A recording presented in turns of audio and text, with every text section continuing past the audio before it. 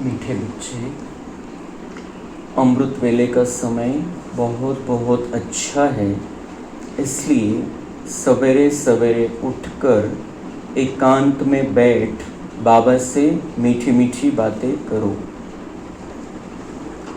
प्रश्न है, कौन सी नॉलेज निरंतर योगी बनने में बहुत मदद करती है?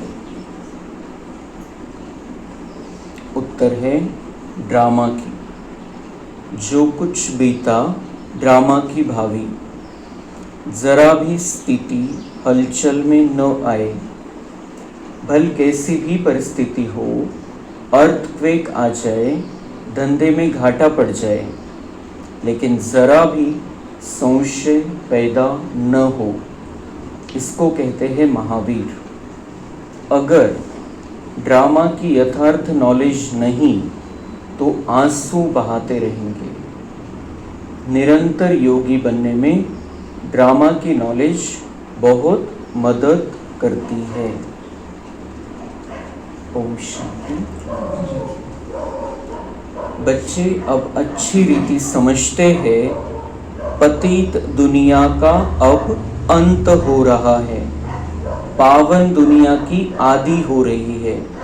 यह सिर्फ तुम बच्चे ही जानते हो, और बच्चों को ही यह डायरेक्शन या श्रीमत मिलती है। कौन देते हैं? ऊंचते ऊंच भगवान। समझते हैं, समझाते रहते हैं कि पतित से पावन बनना है। यह नॉलेज तुम्हारे लिए है, और तो सब पतित है। तो बाबा म्हणता है तुम्हाला माहिती आहे की पतित दुनियेचा शेवट आहे आणि पवित्र दुनियेची सुरुवात होती आहे, आणि म्हणून पवित्र बनण्याचं ज्ञान बाबा आपल्यालाच देतोय। पवित्र बनण्याची श्रीमत, सल्ला, मार्गदर्शन बाबा आपल्यालाच देतोय। बाबा म्हणते बाकी दुनिया तो उनको वो ये सलाह मिलती नहीं है, वो उस पर चलने वाले ही नहीं है, इसलिए उन तक ये ज्ञान पहुंचता ही नहीं। लेकिन हम बच्चे बाबा के श्रीमत पर चल सकने वाले बच्चे हैं, इसलिए बाबा हमको अपनी ये मत देता है, हम तक ये बात पहुंचाता है कि अभी पतित दुनिया खत्म होने वाली है, पावन दुनिया आने वाली है, तो आपको पावन रहना है, आता पवित्र राहायचं है। बाप समझाते हैं कि तुम जन्म जन्मांतर एक दो को दुख देते आए हो, इसलिए तुम आदि मध्य अंत दुख पाते हो। विकारों के कारण एक दूसरे को दुख दिया, तो बाबा कह रहे हैं तुमको फिर द्वापर से दुख मिलना भी चालू हो गया। तुमने दुख दिया विकारों के कारण से, इसलिए तुमको भी रिटर्न में दुख मिलता आ रहा है। एक दूसरे को पतित बनाते हो, विकार के कारण एक दूसरे को पतित बनाते हैं। काम विकार, फिर क्रोध, लोभ, मोह, अहंकार का भी उसके वजह से भी होता है। पुकारते भी हैं कि हम पतित हैं, परंतु बुद्धि में पूरा बैठता नहीं है। कहते भी है पतित पावन आओ, परंतु फिर भी पतितपना छोड़ते नहीं है। भगवान को बुलाते हैं कि हे पतित पावन आओ, पण मग त्याला बोलवताय आणि सोबत पतितपना पण आहे, पाप करत चाललेले आणि त्याला बोलवताय। दोनों बातें साथ साथ चलती रही भक्ति मार्ग में। अभी तुम समझते हो सारी बात है पावन बनने की। सगळ्यात महत्वाची कोणती गोष्ट असेल, या सगळ्या ज्ञानाचा पण उद्देश बाबांचा जर कोणता असेल तर तो आहे आपल्याला पवित्र बनवण्याचा। तो सारी बात कहाँ है, किसके इर्द गिर्द है सारी बातें? बाबा जो समझाता है पावन बनना है, पावन रहना है, पावन रहना है और सबको पावन बनने का रास्ता बताना है। यह समझाने वाला भी तो कोई चाहिए। बाबा म्हणते हे कोणीच नाही समजवलं भक्ती मार्गामध्ये, कोणते साधू संत पवित्र राहण्याचं ज्ञान नाही दिलं त्यांनी। प्रेम करा, दया करा, या सगळ्या गोष्टी सांगितल्या, कोणाला दुःख देऊ नका, पण पवित्र जे राहायचंय मनानी, शरीरानी, बुद्धीनी जे पवित्र राहायचंय ते ज्ञान बाबा म्हणते वो देने वाला भी कोई चाहिए, वो मुझे पार्ट मिला है। और मैं अंत में आके जब तुम्हारा पतितपना बहुत बढ़ जाता है और पतितपने के कारण बहुत ज़्यादा हिसाब किताब हो जाते हैं, तो उन सबको पूरी तरीके से भस्म करने के लिए मैं आकर ये ज्ञान देता हूँ कि अभी उसमें एडिशन मत करो। पवित्रता टिकवून ठेवायची आहे, जी आपण बाबांकडून घेतोय, धारण करतोय, तिला टिकवून ठेवायचं आहे. आणि त्यामुळे नवीन काही करायचं नाहीये. आणि ती टिकवत असताना मागचं जे काही करून ठेवलेलं आहे त्याला भस्म करत चलायचं. तो बाबा आकर ये हमें समझाता है. जो कोई नहीं समझा पाया, हमको बता नहीं पाया, वो ताकत भी नहीं थी उनके अंदर, और ये पता भी नहीं था. तो मुख्य बात है देवता बनने के लिए यहाँ पवित्र बनना. पावन भी सिर्फ एक जन्म के लिए नहीं. बाकी बाबा कह रहे हैं कि समझाने वाला एक ही है, बाकी वह जो गुरु लोग हैं वो किसी को पावन बना नहीं सकते. दुनियेमधले जे साधू संन्यासी गुरु आहेत, बाबा म्हणतात ते कोणालाही पवित्र बनवू शकत नाही. और उनके अंदर हिम्मत भी नहीं है कि आप घर गृहस्थ में रहते हुए पवित्र रहो, ब्रह्मचर्य का पालन करो. ये समझाने की, सिखाने की, उसके पॉइंट समझाने की हिम्मत भी गुरुओं में नहीं है.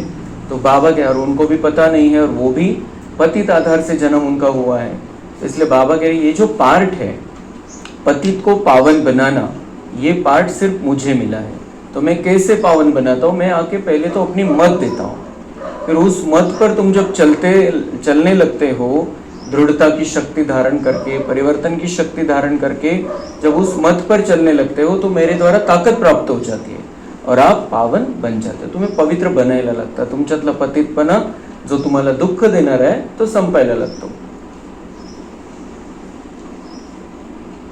और वो पावन भी कैसे बना? पावन भी सिर्फ एक जन्म के लिए नहीं, जन्म जन्मांतर के लिए बनना है. एक जन्म पावन रहते और फिर वो कंटिन्यू हो जाता है. आपल्यामध्ये ती कॅपॅसिटी येऊन जाते आणि म्हणून त्या दुनियेमध्ये आपण राहू शकतो किंवा तिथला आपला पार्ट है. तो पावन हमको यहाँ बनाता है बाबा. हम कुछ वर्ष पावन रहते हैं, लेकिन ये फिर परमानेंट हो जाता है. जन्म जन्मांतर हम पावन रहते हैं. फिर द्वापर के बाद माया रावण आता है और हम फिर पतित बनना चालू हो जाते हैं. तो 2500 वर्ष हम पतित रहते हैं, 2500 वर्ष पावन रहते हैं. लेकिन वो 2500 वर्ष किस आधार से पावन रहते हैं? क्योंकि यहाँ कुछ वर्ष पावन रहते हैं. संगम युगामध्ये आपण काही वर्ष पावन राहतो, पवित्र राहतो, आणि त्याची रिझल्ट ही आहे की 2500 वर्ष आपण पवित्र राहतो. आणि पवित्र आहे म्हणून सुख शांति. इतना सुंदर कनेक्शन है. तो वहां जाके कोई मेहनत नहीं, कोई वहां जबरदस्ती करना नहीं है अपने आप को. वो सारा ऑटोमेटिक सिस्टम सेट हो जाएगा अंदर और हम ऑटोमेटिक पवित्र रहेंगे वहां पर. यहाँ पवित्र बनने के लिए हम पुरुषार्थ करते हैं, बाबा हमको मदद करता है और हम पवित्र. और कुछ समय आणि नंतर तर जेव्हा महाविनाशाचं टायमिंग सुरू होऊन जाईल, खास खूप जोरदार हलचल सुरू होऊन जाईल दुनियेमध्ये अति, त्यावेळेला तर सगळे पवित्र राहतील, सगळ्यांना वैराग्य येऊन जाईल, पण त्याचा त्यांना कुठलाही पुण्य प्राप्त होणार नाहीये, दुवा जमा होणार नाहीये त्यांच्यामध्ये, कारण मजबुरी है म्हणून पवित्र रहता है. लेकिन यहाँ हम पवित्र रहते हैं जानबूझकर, समझकर, ये धारणा करते हैं आणि त्याची रिझल्ट हे होऊन जाते की आपण पक्के होऊन जातो पवित्रतेमध्ये. आणि म्हणून आपल्याला सत्ययुगामध्ये एंट्री मिळते. आणि सत्ययुगामध्ये एंट्री मिळाली, 2500 वर्ष आपण पतित होणारच नाही आणि म्हणून दुःखी पण होणार नाही. तो ये कुछ साल की पवित्रता, कुछ साल के हम ये नियम पालन करते हैं बस, और हमारे सारा संपूर्ण कल्प हमारा सफल हो जाता है.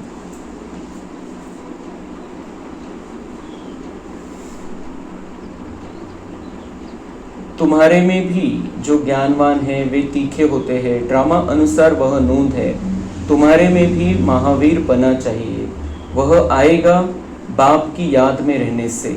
बाप बहुत अच्छी रीति बैठ समझाते हैं. जैसे बाबा कहते हैं कि सवेरे उठकर याद करो, वह समय बहुत सुंदर है याद करने का, जिसको प्रभात कहा जाता है. भक्ति मार्ग में भी कहते हैं राम सिमर प्रभात मोड़े मन. तो ये सुबह का अमृत वेले का महत्व बाबा हमको बार बार बताते रहते हैं. बाप भी कहते हैं सवेरे उठ, बाप को याद करो तो बड़ा मजा आएगा. बाप की याद में बैठ यही ख्याल करना चाहिए कि कैसे किसको समझाए. अमृत वेले का वायुमंडल बड़ा शुद्ध रहता है. दिन में तो गोरख धंधा रहता है, रात को 12 बजे तक तो विकारी वायुमंडल रहता है. साधु संत भक्त आदि सब भक्ति भी प्रभात को करते हैं. यूं तो याद दिन में भी कर सकते हैं, धंधे में भल रहे. बुद्धि का योग जिस देवता का पुजारी होगा उनके पास होगा, परंतु ऐसा किसी का रहता नहीं है। भक्ति मार्ग में सिर्फ दर्शन के लिए मेहनत करते हैं, मिलता कुछ भी नहीं। उनको भी भक्ति करते करते तमोप्रधान बनना ही है। भक्ति मार्ग में भी शिव पर बलि चढ़ते हैं, जिसको काशी कलवट कहते हैं। शिव को याद करते करते कुएं में कूद पड़ते हैं, शिव के ऊपर बलि चढ़ते हैं। वह है भक्ति मार्ग की बलि, यह है ज्ञान मार्ग की बलि। वह भी मुश्किल, यह भी मुश्किल।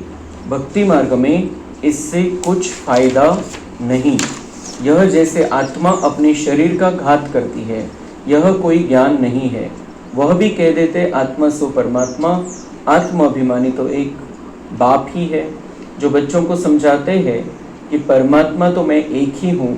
हम आत्मा सो परमात्मा कहना यह बड़े से बड़ी झूठ है, यह तो हो नहीं सकता। तो भक्ति मार्ग की बहुत सारी बातें बाबा हमको समझाते रहते हैं, क्या क्या कह दिया है, जो सारा कुछ कन्फ्यूजन बढ़ गया है, बाबा आके सारा कुछ क्लियर करता है।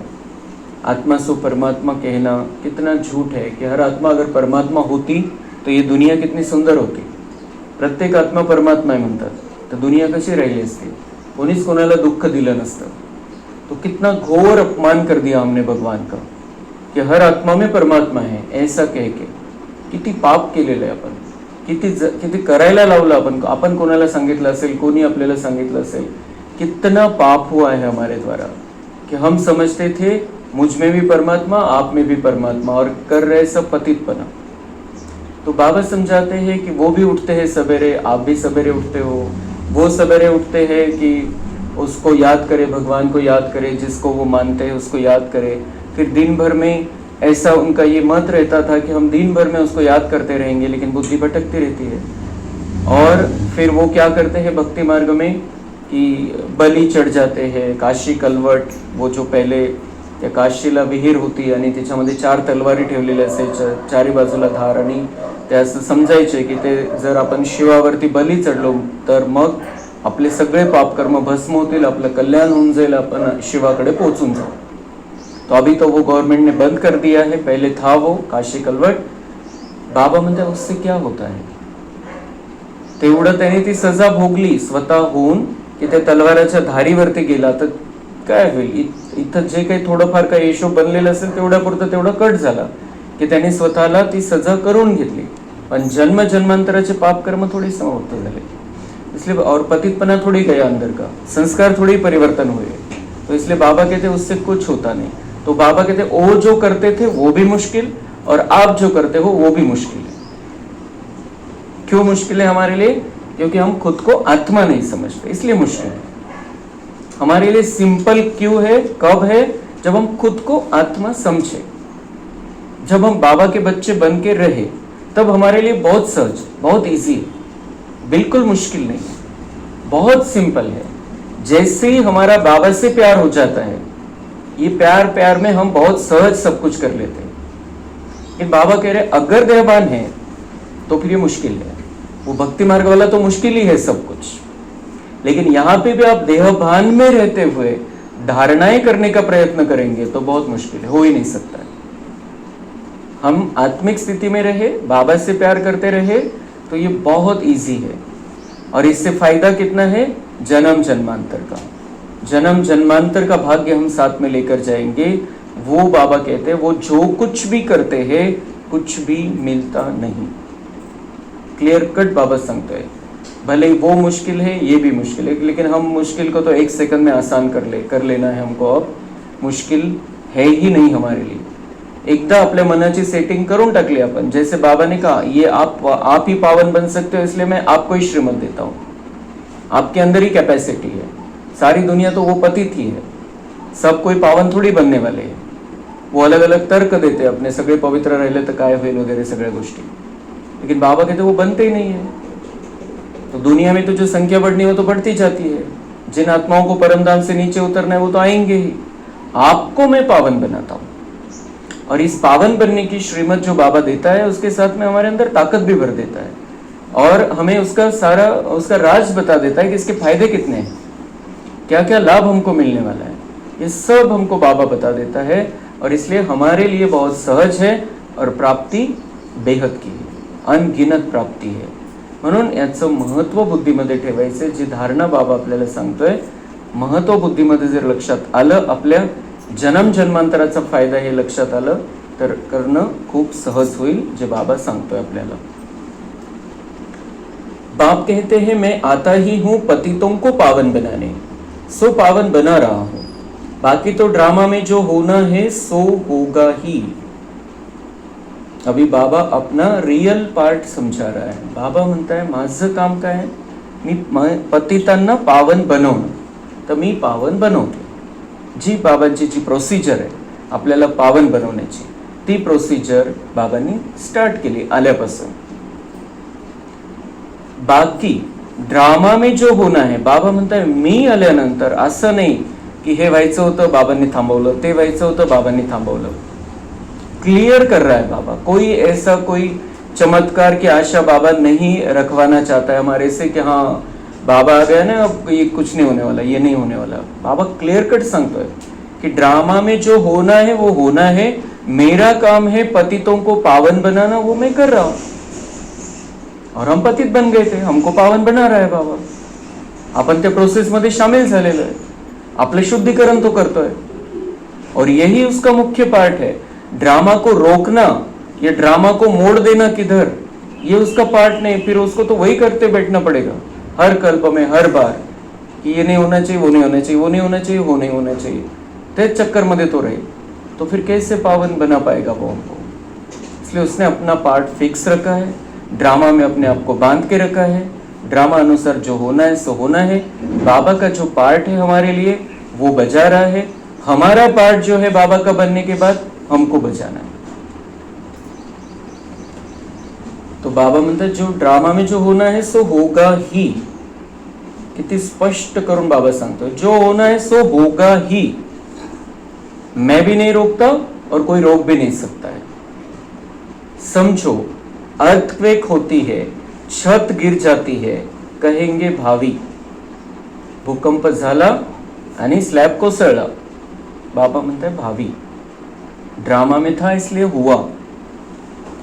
अगर बाबा अगर खुद से होके हम कुछ पुरुषार्थ नहीं करे, हम कुछ योग नहीं लगाए, हम कुछ बाबा के पक्के बच्चे बन के न रहे और बाबा के भूकंप होना रोक दे हमारे लिए, तो उसको तो हर जगह के हर बच्चे के लिए करना पड़ेगा. वो बाबा ने कहा है एक पैर आपका 1000 पैर मेरे, एक कदम आपका हिम्मत का 1000 कदम मेरे. मेरी मदद मिलेगी, लेकिन ऐसा नहीं होगा कि ड्रामा रुक जाएगा. बाबा हमको जो कुछ भी ड्रामा में सीन आने वाले हैं उसमें स्थिर रहना सिखाता है. होनी को कोई टाल नहीं सकता है, होनी होकर ही रहनी है, लेकिन हम अपने आप को स्थिर कैसे रखें ये बाबा हमको सिखाता है. तो ये नहीं होना चाहिए, ऐसा नहीं होना चाहिए, वैसा नहीं होना चाहिए, कोणत्याही प्रकारचे आपण कुठलेही हे मनामध्ये ठेवायचेच नाहीये विचार. जो होना है होकर रहेगा, लेकिन मुझे स्टेबल रहना है, मुझे स्थिर रहना है. तो बाबा कहते हैं कि समझो अर्थक्वेक होती है, छत गिर जाती है, कहेंगे भावी कल्प पहले भी ऐसे हुआ था, इसमें जरा भी हिलने की दरकार नहीं. ड्रामा पर पक्का खड़ा रहना है, इसको ही महावीर कहा जाता है. तर समोर आपले झालेले त्यावेळेला आपण अचल आणि अडोल राहायचंय, हा महावीरपणा आहे. पण आपण हलचलमध्ये आलो की असं कसं झालं, असं नाही व्हायला पाहिजे, अरे बापरे इतकं नुकसान, आता काय करायचं, आता माझं तर सगळं संपलं. कुछ भी हो सकता है, कुछ भी हो सकता है. बाबा हमको तैयार कर रहा है. अचानक लोगों के सामने ये बातें आने वाली है, लेकिन हमको तो बाबा पहले ही समझा रहा है. इसलिए हमारे मन में क्या आएगा, हाँ ड्रामा में था, कल्प पहले भी ऐसे हुआ था, आणि सगळे संकल्प चालणं बंद होऊन जाईल. फक्त एक भूकंपाची गोष्ट नाही, काही जरी झालं, कोणी येऊन भांडण केलं, कोणी येऊन निंदा केली, काही नुकसान झालं, धंद्यामध्ये काही नुकसान झालं, कुछ भी, ये ऐसे कैसे हो गया, ये नहीं होना चाहिए था, कोई संकल्प नहीं. कल्प पहले भी ऐसा हुआ था, मैं निकला हूं उसमें से, मैं ही देवता बना था, फिर उसमें से निकल के मैं ही देवता बना था. इसलिए ये देवता बनाने के लिए फिर से मेरा सिलेक्शन हुआ आहे. मी त्याच्यातून निघालो होतो, कल्प पहिले झालं होतं, ठीक आहे, बरोबर आहे, माझ्या समोर पुन्हा आलं, पण मी त्याच्यातून जर निघालोच नसतो, त्या परिस्थितीमध्ये मी अडकलो असतो, तर आता बाबांनी सिलेक्ट कशाला केलं असतं देवता बनवण्यासाठी. इसलिए अगर मेरा सिलेक्शन हुआ है फिर से देवता बनने के लिए, इसलिए इसका मतलब ये है कि मैं पिछले कल्प में भी जो कोई भी परिस्थितियां मेरे सामने आई थी उस पर मैं विजयी रहा था और मैं देवता बन गया था. वही पार्ट मुझे फिर से रिपीट करना है. ये बाहर की बात है तो कुछ भी होती रहेगी, कुछ भी होता रहेगा. मुझ आत्मा को तो कोई कुछ कर नहीं सकता है, और मेरे अपने में जिनको समझता हूँ वो भी तो आत्मा है, उनको भी तो कोई कुछ नहीं कर सकता है. शरीर को कुछ हो सकता है, गाडीला काही होऊ शकतं, पण जो ड्राइवर है त्याला तर कोणी काही करू शकत नहीं. तो इसलिए बहुत स्थिर अपने आप को पहले से ही समझा देना है, तैयार रहायचं अपन. चाहे यहाँ का कुछ समझे, किधर का कुछ समझे, हमारे रिश्तेदारों के बारे में कुछ समझे, हमको बहुत स्थिर रहना है, अचल अडोल रहना है बिलकुल. आणि आपल्याला माहिती, एक सेकंद पण नाही लागत गडबड व्हायला. आपल्याला जर आपण खूप जास्त आनंदामध्ये, खूप आनंद झालेला आहे आपल्याला एखाद्या गोष्टीचा समजा, आणि आपल्यापैकी बऱ्याच जणांना अनुभव असेल, एखादी दुःखद बातमी समजली, दुःखद बातमी समजली, दूसरे सेकंदाला पोटात गडबड चालू होऊन जाते. तो कितना बड़ा असर कर लेते हैं हम, तो वो उसको हमें रोकना है. अब बहुत कुछ होने वाला है आगे चल के. हम बाबा के महावीर बच्चे हैं, और ये महावीरता हम दिखाते, इसलिए तो बाबा हमारे हाथ में राज्य सौंपने वाला है, सतयुग की बादशाही सौंपने वाला है. कितने लोगों ने सपने देखे सारे विश्व पर राज्य करने के, लेकिन उनको वो सपने अधूरे ही छोड़ने पड़े बीच में. लेकिन हमको बाबा विश्व की बादशाही देना चाहता है, तो हमारे अंदर वो महावीरपना देखना चाहता है, इसलिए वो तैयार कर रहा है. और हम हैं, हम उस लायकी के हैं, उस पात्रता के हैं, इसलिए तो बाबा हमको ये समझा रहा है. तो बाबा कह रहे एक्सीडेंट आदि तो ढेर के ढेर होते रहते हैं, फिर किसकी रक्षा करते हैं क्या? यह तो ड्रामा में नूंद है. जो भी ड्रामा में है वो होता रहेगा. होने वाला एक्सीडेंट बाबा नहीं रोक सकता है. अगर होना ही है ड्रामा में फिक्स, तो बाबा नहीं रोक सकता है. लेकिन हम जितना योग बल को बढ़ाएंगे, जितकी आपल्यामध्ये कल्प पहिले ते केलेला असेल तोच ड्रामा रिपीट होईल, पण आपल्याला पुन्हा इथं तर रिपीट करावं लागेल. जितका आपण बाबांच्या आठवणीमध्ये, समजा आपण गाडीमध्ये जातोय, गाडीवरती बसलोय, बाबा चलो साथ में, बिल्कुल क्लियर, बाबा को साथ में लेके बैठे, बाबा को पूछ के बैठे, बाबा मुझे यहाँ जाना है, यहाँ जाना है, अभी आप साथ में रहना. और जब गाड़ी चला रहे तो पूरा फोकस गाड़ी चलाने पर होना चाहिए, बाकी कोई संकल्प नहीं चलने चाहिए. बाबा को एक बार साथ में ले लिया, ऐसे नहीं कि अभी बाबा से किरणें आ रही है, मैं शांत स्वरूप आत्मा हूँ, फिर वो शांति की किरणें चारों ओर फैलती जा रही है, ऐसे नहीं रहना है बाबा के साथ में. जब गाडी चला रहे, खूप अवघड झालेलं आहे आता रोडवरती, कुठूनही कोणाचं काय कधी कसा प्रकारचा ऍक्सिडेंट होऊन जाईल काही सांगता येत नाही. हम कितना भी अच्छा गाड़ी चला ले, सामने वाला क्या करेगा कुछ नहीं बोल सकते, क्योंकि वो हलचल में है सारे दुनिया वाले. तो इसलिए बाबा कह रहा है मैं नहीं रोकता हूँ ड्रामा के अनुसार. असं नाही की होणार होता ड्राम्यामध्ये आणि मी थांबवला आणि मागच्या कल्पात झाला होता आणि या कल्पात नहीं झाला, असं होणार नहीं. लेकिन हम अपने मन की स्थिति को ऐसे सेट कर दे, हम अपने आप को स्थिर रखे कि अगर होने वाला होगा तो होने वाला चांसेस था, लेकिन हम बच गए उससे. कल्प पहले भी बचे थे, इसलिए अभी भी बचे. कल्प पहले भी हमने पुरुषार्थ किया था, संकल्प किया था कि बाबा साथ में है, और अब मैं बस कुछ नहीं सोचना है मुझे. घर पे कौन रास्ता देख रहा है, वहां कुछ हो गया, बीच में इसका फोन आ गया, इधर प्रॉब्लेम हो गया, उधर प्रॉब्लेम हो गया. गाड़ी चालवत असताना बिल्कुल काहीच डोक्यात नाही पाहिजे.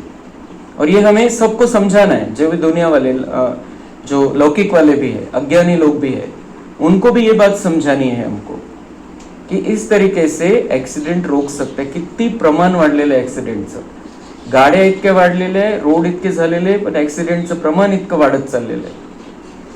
तो इसलिए ये स्थिरता जो है, मन बुद्धि की स्थिरता, वो बहुत जरूरी है. उनके साथ में बाबा नहीं है, लेकिन हमारे साथ में बाबा रह सकता है अगर हम कोई दूसरी बातें बुद्धि में न रखें. इसलिए गाड़ी चलाते समय गाड़ी चलाने पर, रास्ते पर फोकस, कौन क्या कर रहा है वो सब देखते हुए हमको चलना है। तो बाबा कह रहे ये मेरी जिम्मेदारी नहीं है, मैं नहीं रोकता हूँ, लेकिन आप अपना पुरुषार्थ करो। उसके लिए किसने रोका है आपको? आप अपने माइंड को स्थिर रखो, जैसे कल्प पहले रखा था वैसे रखेंगे, नहीं होगा एक्सीडेंट। होने के चान्सेस थे बहुत जोर से। आता आपण बघतो किती ठिकाणी काय काय होऊन जातं, ऍक्सिडेंट काहीही होतात, पण गाडीचा चुरा होऊन जातो आणि मधल्यांना काहीच होत नाही। तो वो ड्रामा में जो होगा वो होगा, वो होना ही है। हमें बाबा ये सिखा रहा है कि आपको स्थिर रह के सब कुछ करना है। कहीं भी एक्सीडेंट हो सकता है, गाड़ी पे है, गाड़ी पे नहीं बैठे, चल रहे हैं रोड से तो भी कुछ हो सकता है। इसलिए कहीं भी है हम तो हमको बहुत स्थिर रहना है। घर में भी कुछ भी हो सकता है, लेकिन स्थिर रहना है हमको। खूप गडबड गडबड काही करायचं नाही। खूप घाई आपल्याला, खूप काम आहे आणि आपण जिन्यावरून खूप फास्ट चालतोय, जो एकदम फास्ट मध्ये जिना उतरतोय की आपल्याला खूप पटकन काहीतरी करायचंय म्हणून, आणि ते पटकन करायचं म्हणून आपण जिन्यावरून खूप फास्ट उतरलो आणि तो जो आपण वेळ वाचवायचा प्रयत्न केला, किती वेळ वाचेल? 30 सेकंद, 1 मिनिट, किती वाचणार आहे? वाचून वाचून खूप स्पीड मध्ये जिना उतरलो आपण, काय फरक पडणार आहे? पण जर पडलो आपण जिन्यावरून, किती दिवस जातील? इसलिए जो भी करना है बहुत शांति से। हमें ऐसा समझना है हम अब सतयुग में रहते हैं। हम सतयुग में रहते हैं। सतयुग में कैसे रहेंगे हम? किसी बात की गड़बड़ नहीं, बहुत स्थिरता से रहेंगे, बहुत शांति से रहेंगे, कोई जल्दीबाजी नहीं। करना है, स्पीड पकडना है, पण बिलकुल स्वतःला कंट्रोल मध्ये ठेवून। जसं आता एखादा 40-50च्या स्पीड मध्ये गाडी चांगली चालवू शकतो, किंवा तो एखाद्याचा कंट्रोल इतका चांगला असतो की 100ची स्पीड आहे तरी कंट्रोल चांगला है। तो ऐसे हम स्पीड में कर सकते हैं बातें कुछ, लेकिन पूरा नियंत्रण होना चाहिए। घरामध्ये पण, शेतामध्ये पण काम करत असताना काही करतोय आपण, मन जर स्थिर नसेल तर काय होईल, काय लागून जाईल, कुठं कटून जाईल, काही सांगता येत नाही। इसलिए जो स्थिरता जरूरी है। बाबा कहता है कि ये तो आप करो। आप, बाबा मन बुद्धि को स्थिर करने के लिए तो आया है। खुद होके एक्सीडेंट नहीं रोकेगा, लेकिन एक्सीडेंट कैसे रोकने हैं, कोई गड़बड़ न हो जाए, आप जख्मी न हो जाए, इसलिए क्या करना है, ये बाबा हमको सिखाता है। मन बुद्धि को अगर स्थिर कर दे हम तो नहीं होगा कुछ, लेकिन होने, बाबा कहते हैं कि ये मेरा जो काम है वो मैं कर रहा हूं, आप अपना पुरुषार्थ करो, आप अपनी स्थिरता को बनाए रखो।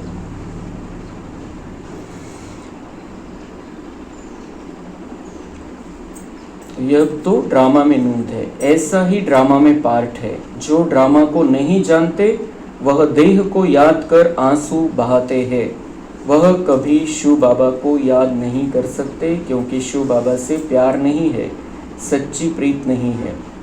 बाबा म्हणतात जर काही कुठं कोणाचं काही झालं तो वो देह को याद करके आंसू बहाते। अभी अगर किसी को कुछ हो भी गया तो एक तो हिसाब किताब है, और आत्मा जो है ऍक्च्युअल मध्ये जी आत्मा आहे ते गाडीला काहीतरी झालेलं आहे, गाडीला जखम झाली, हातपाय तुटला, काहीतरी झालं समजा, कोणाचं पण आपलं असो किंवा कोणाचंही समजलं तर आपल्याला दुःख होतं, पण ते आत्म्याचे थोडे हातपाय तुटणार आहे। आत्मा तो जो है जैसी है, बाबा का बच्चा है, मेरा उसी आत्मा से ही ड्रामा अनुसार पार्ट है। वो आत्मा मेरा भाई है। शरीर को कुछ भी हो सकता है, तो बाबा कह रहे अगर शरीर को देखा तो रोते रहेंगे, आंसू बहाते रहेंगे। और कब कौन रोता है, शरीर को देख के आंसू कौन बहाता है? जिसका मेरे से प्यार नहीं है, जिसने बाबा को पहचान लिया। बाबा कहते वो रो ही नहीं सकता है, क्योंकि उसको पता है ये बाबा का ही बच्चा है।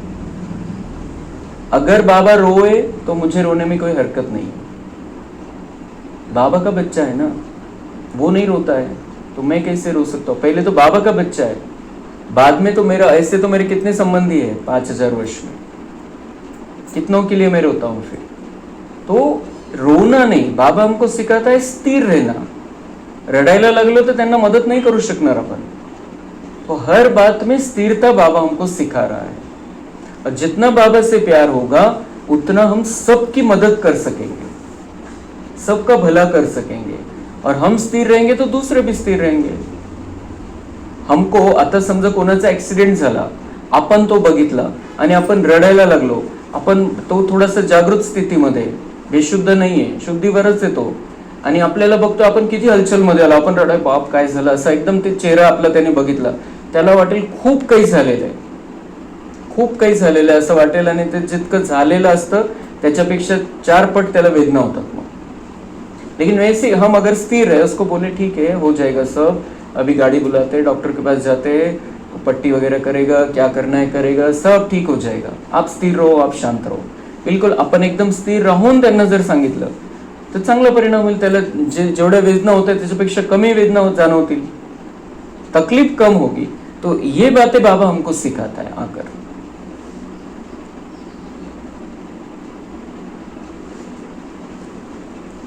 बाप के साथ तो पूरी प्रीत होनी चाहिए. शिव बाबा के साथ प्रीत बुद्धि, तुम कल्प कल्प बनते हो. देवताओं की बाप के साथ प्रीत बुद्धि थी, ऐसे नहीं कहेंगे. उन्होंने इस प्रीत से वह पद पाया है. बाबा कह रहे तुम्हारी प्रीत बुद्धि मेरे से, देवताओं की नहीं थी. देवता मुझसे प्यार नहीं करते. क्यों नहीं करते जानते नहीं हो, लेकिन प्यार किया है इसलिए देवता पद पाया है. संगम युग में प्यार किया है इसलिए देवता पद पाया है. लेकिन देवताएं मुझसे प्यार नहीं करते. प्यार कब किया जाता है? जब एक दूसरे की पहचान हो. तो उस समय तो ज्ञान ही नहीं है, हम नीचे खेल रहे हैं फ्रेश होके, तो ज्ञान भी नहीं और याद भी नहीं है. तो बाबा कह रहे देवताओं की मेरे से प्रीत बुद्धि नहीं है, लेकिन जो प्रीत की है उन्होंने मेरे साथ 2 साल 5 साल 10 साल 15 साल 20 साल 25 साल, उस आधार से देवता बने 2500 वर्ष के लिए. कितनी बड़ी बात है. भगवान से प्रीत करने के कितने फायदे हैं. वो कहे हम किसी देहदारी से प्यार थोड़ी कर रहे, ये किया वो ये कर देगा इतना कुछ हमारे लिए, और वो भी हमने 99 बार किया, एक बार नहीं किया तो वो उसका ही बदला लेगा हमसे, देहदारी. लेकिन भगवान से हम थोड़ा प्यार करते हैं और कैसा बना देता है हमको.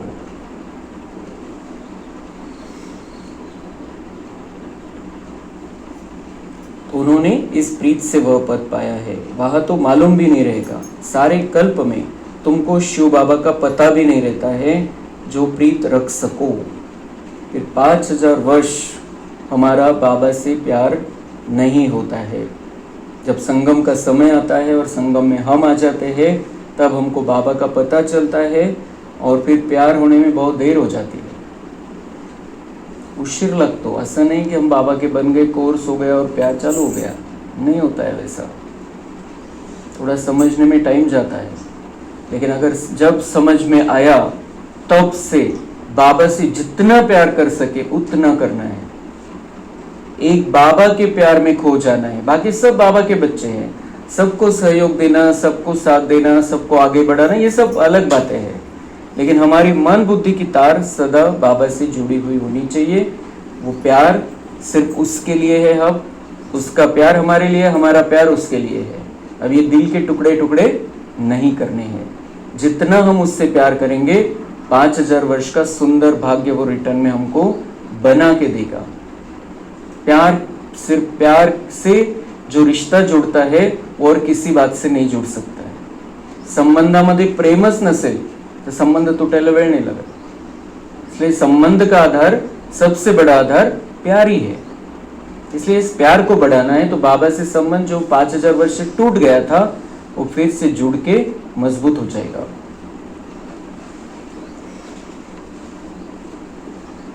अभी बाप ने अपना परिचय दिया है. अब बाप कहते हैं कि और संग तोड़ मुझ एक साथ जोड़ो. यह विनाश काल तो जरूर है, यह भी तुम बच्चे जानते हो. मनुष्य तो बिल्कुल ही घोर अंधियारे में है.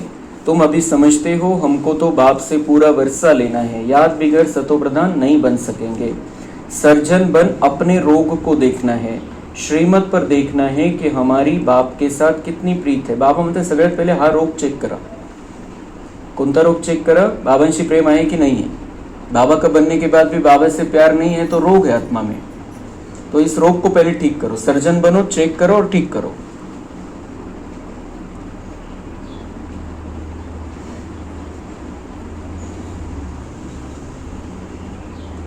अमृत वेले ही बाप को याद करना अच्छा है. प्रभात का समय बहुत अच्छा है. उस समय माया के तूफान नहीं आएंगे. रात को 12 बजे तक तपस्या करने का कोई फायदा नहीं है. असं नाही की मग 12 वाजेपर्यंत बसू आणि मग लेट उठायचं आहे.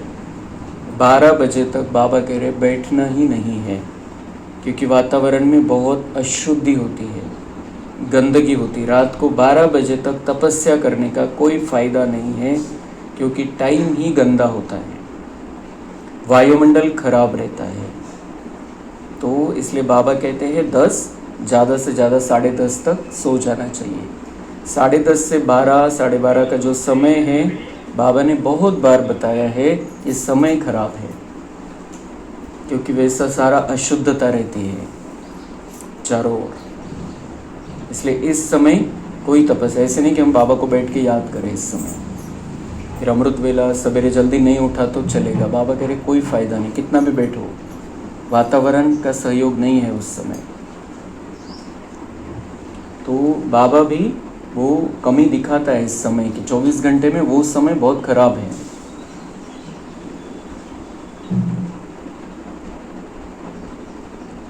तो बाबा कह रहे हैं 12 बजे तक वायुमंडल खराब रहता है, तो 1 बजे तक छोड़ देना चाहिए।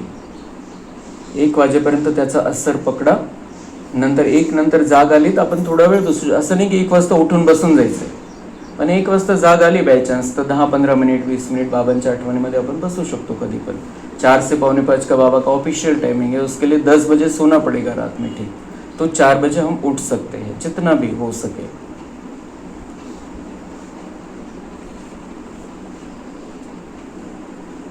तो 1 के बाद वायुमंडल अच्छा रहता है। बाप कहते हैं अपना तो है ही सहज राजयोग, भल आराम से बैठो, कसे बसा काही प्रॉब्लेम नहीं है। बाबा म्हणता है मुझे याद करना है, कैसे भी बैठो। बाबा तो कहता है आपकी तबीयत खराब है तो लेटे लेटे मुझे याद करो। तो हमें देखना है हमारी स्थिति उस समय ठीक रहनी चाहिए, ऐसे नहीं कि लेटे लेटे बाबा को याद करें और सुस्ती भी है, फ्रेश है तो लेटे लेटे भी बाबा को याद कर सकते हैं। तो बाबा अपना अनुभव भी सुनाते, कैसे बाबा से बातें करो, फिर क्या बातें करनी है, बाबा से कैसी बातें करनी है, सवेरे सवेरे उठकर क्या बातें करनी है बाबा के साथ। बहुत ज़्यादा ज्ञान की चर्चा नहीं, ज्ञान की बातें नहीं, ज्ञान का डिस्कशन नहीं करना है बाबा के साथ कि बाबा ये ऐसा क्यों, वैसा क्यों, ये शंकर का पाठ ऐसा क्यों, ये क्यों, ये कुछ नहीं, वो नहीं।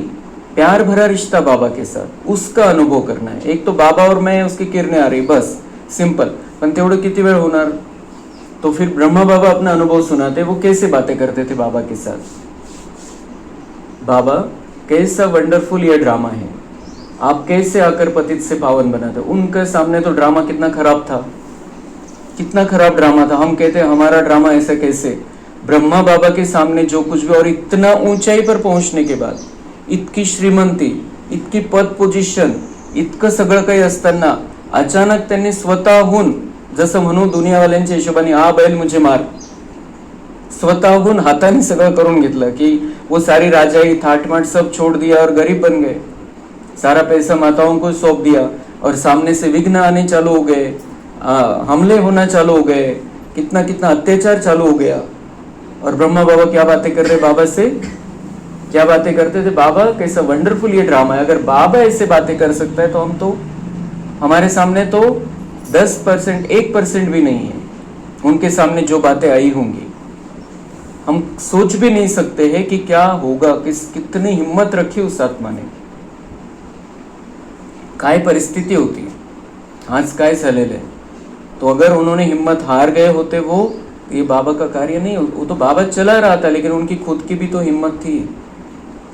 तो वो अगर ऐसी इतनी मीठी बातें बाबा से कर सकते ड्रामा के बारे में, क्योंकि ड्रामा ही हमको कभी कभी तंग करता है, ड्रामा का पता होने के कारण तंग हो जाते हैं, ऐसा कैसे ड्रामा। तो लेकिन ये ड्रामा की पॉइंट बाबा ने हमको ब्रेक लगाने के लिए दी है, एक्सेलरेटर नहीं, वैसे नहीं यूज करना है उसको, ब्रेक लगाना है तुरंत, कुछ भी हो जाए। तो ब्रह्मा बाबा बातें करते थे कि बाबा ये कैसा वंडरफुल ड्रामा है, और उसको बाबा ने किससे जोड़ दिया था, कैसा, वो ड्रामा की निगेटिविटी नहीं, त्याला सोडूनच दिलं, स्किप करून टाकलं त्याला।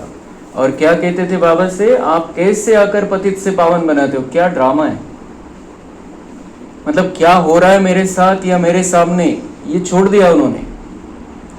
ड्रामा को कैसे लिया उन्होंने, बाबा आप कैसे आकर पतित से पावन बनाते हो हमको, कितनी पॉझिटिव्हिटी आहे, याच्यापेक्षा मोठं उदाहरण कुठंच भेटणार नाही, कसं पॉझिटिव्ह राहायचं निगेटिव्ह मध्ये। उन्होंने उस बात को भूल ही गए, छोड़ ही दिया था, ये क्या हो रहा है ड्रामा में, बाबा कैसे आकर पतित से पावन बना रहा है। ये अति उच्च अवस्था है पॉजिटिविटी की। तो ऐसे ही हमको भी ऐसे ही सोचना है। अब बाबा मुझे पतित से पावन बना रहा है, देवता बना रहा है, राजा ही देने के लिए आया। ये ड्रामा तो ये सीन्स है, ये नाटक के सीन आ रहे हैं जा रहे हैं, आ रहे जा रहे, चल रहा है ये नाटक। मुझे बाबा पतित से पावन बना रहा है, मुझे बाबा देवता बना रहा है, मुझे बाबा राजा ही देने के लिए आया है। किती चेंज आपण आता विचार करतोय त्याचा, आपण ऐकतोय फक्त तर किती चांगलं वाटतंय। और जब हम वो सोचते हैं ड्रामा में क्या क्या हो रहा है मेरे साथ में, तो कितना कितना बुरा लगता है। कैसे सारा तन मन जैसे उसमें बिल्कुल ऐसे असर हो जाता है, इस पर बिल्कुल ठीक नहीं लगता है, उदासी हो जाते। और जैसा ही हम उस बात को खत्म ही कर देंगे और ये पॉजिटिव बात आगे लेके जाएंगे कि बाबा का मेरे लिए पार्ट क्या और अभी मेरा क्या पार्ट चल रहा है, ते सोडूनच द्यायचं है। उस मतलब बुद्धि यहाँ पर नहीं रखना है, सामना करना है, स्थिर रहना है उस समय। लेकिन क्यों हो रहा है, ऐसा नहीं होना चाहिए था, ये छोड़ ही देना है। जैसे इतना सुंदर उदाहरण, ये उदाहरण हमको लिख के रखना है। किस तरीके से ब्रह्मा बाबा सोचते थे, उनकी क्या सोच थी बाबा से बातें करते। उन्होंने कभी नहीं कहा बाबा ये ड्रामा को बदल दो, असं कसं करता हे लोक, त्यांनी आग लावली, त्यांनी हे केलं ते केलं, कुछ नहीं। बाबा आप कैसे आकर पतित से पावन बनाते हो, क्या ड्रामा है। सारी दुनिया, और क्या कहते थे, सारी दुनिया को कैसे पलटाते हो, बड़ा वंडर है, काय आश्चर्य है, सारी दुनिया को पलटने वाले हो। इसलिए तो दुनिया वाले आज भी हमारे कहने पर विश्वास नहीं करते। इसलिए तो ये आश्चर्य है बहुत बड़ा ड्रामा का कि 10 साल में ये दुनिया संपूर्ण रीति से परिवर्तन हो जाएगी। ये आश्चर्य है बहुत बड़ा, और उसकी पूरी सेटिंग हो गई है अभी बाबा की। इतना मतलब आश्चर्य नसतं जर प्रोसेस अशी एकदम लक्षात आली असते कोणाला, तर त्यांनी विश्वास ठेवला असता। आता जवळ आलेले तरी सुद्धा त्यांना हे तर पटायला लागलेलं आहे की दुनिया टिकत नाही आता। लेकिन 2036 में श्री कृष्ण आए, वो सुनते हैं, वो चेहरे पे हंसी आ जाती है, थोडं बरं वाटतं त्यांना, पण विश्वास नहीं बसत कि 2036 में सच में श्री कृष्ण का जन्म हो जाएगा। तो कितना बड़ा आश्चर्य है कि 2036 में श्री कृष्ण का जन्म हो जाएगा, सतयुग आ जाएगा, स्वर्ग आ जाएगा यहाँ पर। असे निघून जातील हे वर्ष थोडे राहिलेले। तो बाबा किस तरीके से भगवान से बातें करता था कि कितना वंडर है, कैसा वंडरफुल ड्रामा है, आप कैसे इस दुनिया को पलट देते हो। तो बड़ा वंडर है। जैसे बाप को ख्याल आते हैं वैसे बच्चों को भी आने चाहिए। जैसे ब्रह्मा बाबा को ख्याल आते थे, ये सोचते थे, सारा कुछ संकल्प चलते थे, बाबा से बातचीत करते थे, वैसा ही हमारा भी होना चाहिए। वो भी भगवान का विद्यार्थी था, हम भी भगवान के विद्यार्थी है। तो जैसा उसने किया वो नंबर 1 विद्यार्थी है बाबा का। हमें बाबा सिखाता है, उसको फॉलो करो। देखो उसने करके दिखाया, देखो उसने रास्ता बना के दिया है, आप चलो उस पर बस। कैसे मनुष्यों को बेड़ा पार करे अथवा कैसे नैया पार करे। फिर क्या ख्यालात चलनी चाहिए हमारे, बाबा से बातें कर ली, बाबा का शुक्रिया कर दिया, फिर अब दुनिया का कल्याण, विश्व कल्याण का कार्य अपने हाथ में लेना है। विश्व कल्याण का कार्य, कैसे हम सारी दुनिया का कल्याण करें, कैसे सारे मनुष्यों का बेड़ा पार करें, नैया पार करें उनकी। बाप कहते तुम पुकारते रहते हो हे पतित पावन आओ, अब मैं आया हूं। अब तुम पतित न बनो, पतित होकर सभा में आकर नहीं बैठो, नहीं तो वायुमंडल अशुद्ध कर देते हो। तो बाबा हमें सिखाता है बहुत प्योर रहना है जीवन में। तो यहाँ का वायुमंडल भी बहुत अच्छा रहेगा, सबको मदद मिलेगी उस वाइब्रेशन की। इसलिए जब हम जीवन में चल रहे हैं, कामकाज में है, धंधे में है, सब कुछ बहुत अच्छे से करना है, शुद्धता से करना है, शरीर से शुद्ध रहना है, मन से शुद्ध रहना है। तो हम यहाँ आएंगे तो ये वातावरण भी शुद्ध बनेगा और सबको हमारी मदद भी मिलेगी। और यहाँ के संगठन के वायुमंडल जो बनेगा वो सारे विश्व को कुछ ना कुछ तो अच्छा प्रभाव डालेगा, सारे विश्व पर अच्छा प्रभाव पड़ेगा इसका। इसलिए बाबा कहते हैं अशुद्ध नहीं होना है अभी उधर रहते हुए। तो गाया हुआ है, असुर आकर विघ्न डालने बैठते थे। विकार में जाने वालों को असुर कहा जाता है, वायुमंडल को खराब करते हैं, उनके लिए सज़ा बहुत कड़ी है। बाबा समझाते तो सभी बातें हैं, फिर भी अपना घाटा करने की सिवाय रहते नहीं, झूठ भी बोलते हैं। नहीं तो फौरन लिख देना चाहिए बाबा हमसे यह भूल हुई, क्षमा करना। अपना पाप लिख दो, जो गलत हुआ बाबा को बता देना, बाबा को लिखना, बाबा से वो शेयर कर देना कि बाबा ये हुआ, ये गलत हुआ, ये अशुद्ध कर्म मेरे से हुआ, अशुद्ध विचार आया, ये नहीं होना चाहिए था, हो गया, आगे से मैं नहीं करूँगा. नाही तो बाबा कह रहे वृद्धी को पाहते रहेंगे, जर त्याला ते त्याचं मनावरती घेणार नाही, झालं सोडून देतात आणि बाबांना पण सांगणार नाही, तो बाबा कह रहे वो नहीं तो वो वृद्धि को पाते रहेंगे. वो जो अशुद्धता है वो बढ़ती जाएगी और रसातल में चले जाए, स्वतःचा सत्यानाश करून घेतील. तुम बच्चों को अतः खुशी होनी चाहिए. बाबा मिला और बाकी क्या, अब क्या चाहिए. बाबा मिला, सब कुछ लेके आया है हमारे लिए, अब और हम क्या बटोरेंगे. वो तो सब कुछ देने आया है, हम खुद से क्या कर सकते, क्या ले सकते हैं इस दुनिया से, और सारा खराब है यहाँ पर. तो बाबा हमको जो देने आया है वो हम सोच भी नहीं सकते हैं, बस बाबा से लेने के लिए उसके साथ में रहना है. हाँ, अपने बच्चों आदि को जरूर संभालना है. ऐसे नहीं कि बाबा ये सब आपके हैं, अब आप संभालो, हम तो आपके बन गए. बाप समझाते हैं कि गृहस्थ व्यवहार में रहते कमल फूल समान पवित्र बनो, कोई भी पतित काम नहीं करो. गृहस्थ व्यवहार में रहते हुए कमल फूल समान रहना है, पवित्र बनना है, कोई भी पतित काम नहीं करना है, ये बाबा समझाता है. और बाबा क्या समझाता है कि आपको ट्रस्टी होकर रहना है. बाबा मैं भी आपका, मेरे बच्चे भी आपके. तो वो किस भावना से कि हम उनके मोह में न फंसे, इस भावना से कि बाबा ये बच्चे भी आपके, मेरे नहीं हैं. लेकिन उसके आगे बाबा क्या कहता है, संभालो, मैंने तुमको संभालने के लिए निमित्त बनाया है. हम कहते हैं बाबा को कि बाबा ये बच्चे आपके हैं, तो बाबा कहता है हाँ मेरे ही है सब बच्चे, लेकिन अभी आप संभालो, संभालने के निमित्त आप हो. ऐसा नहीं कहना कि फिर बाबा आप ही संभाल लो, आपके बच्चे तो आप ही संभाल लो, माझं काही कर्तव्य नाही त्यांच्यासाठी, ये नहीं सिखाता है बाबा. अब वो पूरा बैलेंस सिखाता है हमको, पूरा बैलेंस, कि हमको मोह में नहीं फंसना है उनके, लेकिन उनको संभालना भी तो है, कर्तव्य है. अगर रचना रची है तो रचयिता का कर्तव्य है उनको संभालना. तो हम बाबा ये जो समझाते हैं, ये सारी बैलेंस की बातें समझाते हैं. असंतुलित जीवन नहीं, असं नहीं कि आता मी बाबांचं झालेलं आहे बस अब बाबा देख लेगा. तो इसलिए बाबा ने वो डिवाइडेशन दिया है हमको कि 8 घंटे आपको शरीर के लिए देना है, खाना पीना सोना. 8 घंटे आपको ज्ञान योग के लिए देना है, बाबा के साथ में रहना है निरंतर. और 8 घंटे घर परिवार को संभालने के लिए, अपने शरीर के उदर निर्वाह के लिए आपको 8 घंटे कामकाज भी करना है. ये बाबा ने सिखाया है. तो ये बैलेंस वाला ज्ञान है. बाप समझाते हैं कि तुम ईश्वर अर्थ देते थे तो भी दूसरे जन्म में तुमको एवजा दिलाते थे. अभी तो मैं डायरेक्ट आया हूँ, अभी तुमको 21 जन्म के लिए रिटर्न मिलेगा. अभी जो कुछ भी हम करते हैं, अपना तन मन धन सफल करते हैं, 21 जन्म का भाग्य बन रहा है.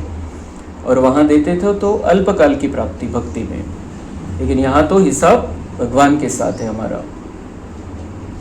हमने किसी को भी दिया, हमने भंडारे में डाला, हमने दीदी को दिया, हमने मधुबन में दिया, तो वो किसी भाई के साथ, किसी दीदी के साथ हमारा हिसाब नहीं. हमने दिया, जिस क्षण दिया उस क्षण बाबा के पास रिकॉर्ड हो गया. वो पैसे की बात नहीं है, हमने अपना समय दिया, वो भी बाबा के पास रिकॉर्ड हो गया. हमने शरीर से कुछ सेवा की, वो भी बाबा के पास रिकॉर्ड है. हम किसी के लिए नहीं करते यहाँ पर, किसी दीदी किसी भाई के लिए, या कोई बड़े भाई कुछ बोलेंगे, मधुबन वाले कुछ बोलेंगे, इसलिए हम कुछ नहीं करते. हमारा हिसाब बाबा के साथ है और ये हिसाब बेहिसाब है. 21 जन्म के लिए हमारा पक्का हिसाब हो जाता है बाबा के साथ. अभी तुमको 21 जन्म के लिए रिटर्न मिलेगा, फिर तो मौत सामने खड़ा है. भक्ति मार्ग में तुमको ऐसे नहीं कहते थे कि मौत सामने खड़ा है इसलिए अपना सफल करो, नहीं तो नहीं. तो अब बाप समझाते हैं जिसको भी चाहिए यह रूहानी हॉस्पिटल खोल दो. कोई कहते हैं मकान बनाए उसमें यह हॉस्पिटल खोले. बाबा कहते हैं पैसे है तो बड़ा हॉस्पिटल खोल दो, रूहानी हॉस्पिटल, जहाँ आत्माएं आकर अपने रोग ठीक करेगी. बाबा का सेंटर बना दो, बड़ा हॉल बना दो. कोई कहते हैं मकान बनाएं उसमें यह हॉस्पिटल खोले. कोई सोचते हैं कि हम अपना मकान बनाएंगे और उसमें एक कमरा बनाएंगे उसका अभी तो वो सोचने का समय नहीं इतना. बाप कहते हैं आज मकान बनाओ और कल मर जाओ तो ये सब खत्म हो जाएगा. म्हणजे तुम्ही बनवणार केव्हा, त्याच्यामध्ये रूम केव्हा काढणार, केव्हा सेवा सुरू होईल, तो ऐसा नहीं। जो जहाँ जिस तरीके का साधन उपलब्ध है, बाबा कह रहे सेवा स्टार्ट कर दो। शरीर पर भरोसा नहीं, जो है उसमें ही तब तक एक कमरा रख दो जिसमें रूहानी हॉस्पिटल, रूहानी कॉलेज बनाओ। म्हणजे असं नाही तुमच्याकडे रूम जास्त नाही आहे समजा, पण तीच एखादी रूम, त्यालाच असं बनवायचं तिथलं वातावरण की कोणी येईल त्याला मला समजवायचं तिथं बसून, कोई 2-4 चित्र रख देने हैं और ऊर्जा होनी चाहिए वैसी, वहाँ पर ऊर्जा होनी चाहिए, बाबा की एनर्जी वहाँ पर रहनी चाहिए। हमारे पास एक रूम है, एक रूम एक किचन है, उस रूम में भी हम बाबा का ज्ञान समझा सकते हैं। ऐसा कोई ज़रूरी नहीं है, रहे है बाबा निमित्त बना के देता है हमको, वहाँ आके हम शक्ति भर लेते हैं अपने अंदर। लेकिन हम जहाँ रहते हैं घर में, लौकिक घर में, उसमें भी बाबा कह रहे सेवा स्टार्ट करो। ऐसा नहीं सोचो कि मैं बड़ा बनाऊंगा कुछ फिर वहाँ सेवा करूंगा। अब भी जो है जैसा है, बाबा कहते कोई भी आए उसको रास्ता बताते रहो। या आप समझो कि आप हॉस्पिटल के डॉक्टर हो और आपके पास जो आया है पेशेंट है, उसके रोग को मुझे ठीक करना है, उसका मन ठीक नहीं, मन को दुरुस्त करना है, उसको मुझे ऊपर वाले के साथ जोड़ देना है। कोई भी आए, आप अपने आप को समझो कि मैं रूहानी डॉक्टर हूँ, मैं रूहानी सर्जन हूँ और बाबा ने जो मुझे दिया है उसको देना है, मैं दे रहा हूँ नहीं, स्वार्थ वाला नहीं। तर मग तिथे इतकी सुंदर ऊर्जा तयार होईल की मैं बाबा का बच्चा हूँ, रूहानी डॉक्टर हूँ, ऐसा सोचते सोचते ऐसा वातावरण बन जाएगा। कोई भी आएगा उसको महसूस होगा कि मुझे मेरे रोग में कुछ ना कुछ फायदा हुआ, मेरा रोग थोड़ा कम हुआ, मुझे मानसिक शांति मिली, मुझे मेरा टेंशन था, लोड था, वो खत्म हो गया इनके पास बैठने से। ऐसे बाबा की याद में कुछ ना कुछ, ज़्यादा नहीं, खूप जास्त विस्तारामध्ये नहीं जायचं, नहीं तो मग ते खूप फांद्या फोडत चालतात। थोड़ा सा बता देना है उनको, भगवान से जोड़ देना है कहीं भी, और फिर वो आके थोड़ा सा बाबा के स्पेशल स्थान पे आके समझ सकते हैं। लेकिन अपने घर में सेवा स्टार्ट कर देनी है उनकी। तो बाबा कह रहे हैं जो है उसमें ही तब तक एक कमरा रख दो। बनाएंगे तब बनाएंगे, आता सध्या बाबामध्ये जे आहे त्याच्यामध्ये सुरू करा, जिसमें रूहानी हॉस्पिटल, रूहानी कॉलेज बनाओ, बहुतों का कल्याण करेंगे तो बहुत ऊंच पद पाएंगे। तो उसमें फायदा भी है, ऐसा नहीं कि सेवा सेवा सेवा म्हणून नहीं, लेकिन फायदा बहुत बड़ा है। बहुतों का कल्याण करेंगे तो बहुत ऊंच पद पाएंगे। अच्छा, मीठे मीठे सिक्के लधे बच्चों प्रति माता पिता बाप दादा का याद, प्यार और गुड मॉर्निंग। रूहानी बाप की रूहानी बच्चों को नमस्ते। हम रूहानी बच्चों की रूहानी बाप दादा को याद, प्यार, गुड मॉर्निंग, नमस्ते। वाह बाबा वाह, शुक्रिया बाबा शुक्रिया। धारणा के लिए मुख्य सार है, श्रीमत पर अपने आप को देखना है कि इस विनाश काल में मेरी एक बाप से सच्ची प्रीत है और सब संग तोड़ एक संग जोड़ी है। प्रश्न पूछने हैं अपने आप को कि ये विनाश काल चल रहा है और ऐसे विनाश काल में मेरी एक बाप से सच्ची प्रीत है, क्या सच्चा प्यार है मेरा बाबा से, और सब संग तोड़ एक संग जोड़ी है। कोई नहीं चाहिए हमको माध्यम अभी मेरे और बाबा के बीच में। बहुत माध्यम बना लिया हमने, ये हमको ये जोड़ देंगे, ये हमको योग सिखा देंगे, कुछ नहीं, कुछ ज़रूरत नहीं। शुरुआत में ज़रूरत होती है अभी मैं और बाबा, कोई नहीं चाहिए हमको माध्यम बीच में, मैं और बाबा। ये योग कराएंगे तो अच्छा होगा, नहीं, बिल्कुल नहीं, मैं और मेरा बाबा। हम सहारा ले सकते हैं, सहयोग ले सकते हैं, हम कुछ वीडियो भी देखते हैं, लेकिन वो सब एक हमको एक आइडिया आ जाए इसके लिए, लेकिन मन बुद्धि की तार हमको बाबा के साथ जोड़ कर रखनी है कंटिन्यू। कोई बीच में कोई माध्यम चाहिए ही नहीं, तेवढ्यापुरतं तेवढा सहारा तात्पुरता, ती गोष्ट वेगळी आहे समजण्यासाठी। कभी कोई विकर्म करके आसुर तो नहीं बनते। बाबा कह रहे अभी विकर्म करेंगे तो आसुर, और आसुरों के यज्ञ में विघ्न पड़े थे, ऐसे बाबा कहते हैं। तो अभी हम यज्ञ के ब्राह्मण हैं, हम विकर्म कर ही नहीं सकते। हम आसुर नहीं, हम ब्राह्मण हैं, तो हम विकर्म कर ही नहीं सकते। काम, क्रोध, लोभ, मोह, अहंकार, ईर्ष्या, द्वेष, आलस्य, अलबेलापन, इनके वश होकर हम कुछ भी नहीं कर सकते। हम आसुर नहीं तो हम आसुर में गिने जाएंगे। हम यज्ञ के ब्राह्मण हैं, इसलिए यज्ञ को संभालना है, बढ़ाना है, विघ्न नहीं डालने हैं। ऐसी चेकिंग कर स्वयं को परिवर्तन करना है। तो चेक करेंगे तो चेंज कर पाएंगे हम। इस शरीर पर कोई भरोसा नहीं, इसलिए अपना सब कुछ सफल करना है। अपनी स्थिति एक रस अचल बनाने के लिए ड्रामा के राज को बुद्धि में रखकर चलना है। इसका बार बार अभ्यास करना है। ड्रामा के राज को बुद्धि में रखकर चलना है। बहुत सी तीनों चारों अलग अलग बातें हमने समझी आज ड्रामा के बारे में। उसको बहुत अच्छी रीति से अपना खुद का भी मंथन करना है, अपने खुद के जीवन से जोड़ के उसका मंथन करना है। ड्रामा का पार्ट बिल्कुल पक्का हो जाए हमको, और ड्रामा को हमको पॉजिटिव दिशा में देखना है। वरदान है, बार बार हार खाने के बजाय बलिहार जाने वाले मास्टर सर्वशक्तिवान विजयी भव। बाबा चाहते हैं मेरे बच्चे अभी हार नहीं खाए, बार बार हार नहीं खाना है। अभी वे बलिहार जाने वाले मास्टर सर्वशक्तिवान विजय, बाबा पर बलिहार जाना है, हार नहीं खानी है। ऐसे मास्टर सर्वशक्तिवान विजयी बाबा हमको देखना चाहता है और उसके लिए वरदान दे रहा है। स्वयं को सदा विजयी रत्न समझकर हर संकल्प और कर्म करो तो कभी भी हार हो नहीं सकती। मास्टर सर्वशक्तिवान कभी हार नहीं खा सकते। यदि बार बार हार होती है, बार बार हार होती, माया से हार जाते, पेपर आ गया कोई, काम क्रोध लोभ मोह अहंकार का कोई पेपर आ गया, यदि हमारी हार हो जाती है बार बार, रिझल्ट आज बाबा सांगतोय आपण सावध व्हायचं। अगर यदि बार बार हार होती है तो धर्मराज की मार खानी पड़ेगी। शब्दों को जोड़ दिया है बाबा ने, हार और मार। हार खाएंगे तो मार मिलेगी, अभी हार नहीं खानी है। यहाँ पर काम क्रोध लोभ मोह अहंकार को बिल्कुल विदाई दे देनी है, उसके वश होकर उसका गुलाम बन के हारना नहीं है। नहीं तो बाबा कह रहे हार मार दिलाएगी, धर्मराज की मार खानी पड़ेगी। और हार खाने वालों को भविष्य में हार बनाने पड़ेंगे। यहाँ हार खाने वालों को बाबा कह रहे भविष्य में मंदिरों के बाहर हार बनाने पड़ेंगे। यहाँ हार खाएंगे, वहाँ हार बनाने वाले बन जाएंगे, वो लेवल रहेगी। माळा विकणारे तिथं ते देवींच्या मंदिराच्या बाहेर, मतलब उनको बाबा उनकी निंदा नहीं कर रहा है, लेकिन वो लेवल की बात है। ऐसा नहीं कि त्यांना नाव ठेवतोय बाबा कि ते वो कर रहे हैं, अपने घर का पालन पोषण कर रहे हैं, कुछ ना कुछ तो कार्य करना पड़ेगा, कुछ ना कुछ तो मेहनत करनी पड़ेगी उनको, तो वो कर रहे हैं। लेकिन बाबा हमको क्या बनाना चाहता है? राजा बनाना चाहता है, ऊंचे पद पर बिठाना चाहता है, साहूकार बनाना चाहता है। बाबा कह रहे यहाँ अगर हारेंगे तो वहाँ हार बनाने पड़ेंगे। वो लेवल रहेगी, जीवन की जो लेवल है उसकी बात है।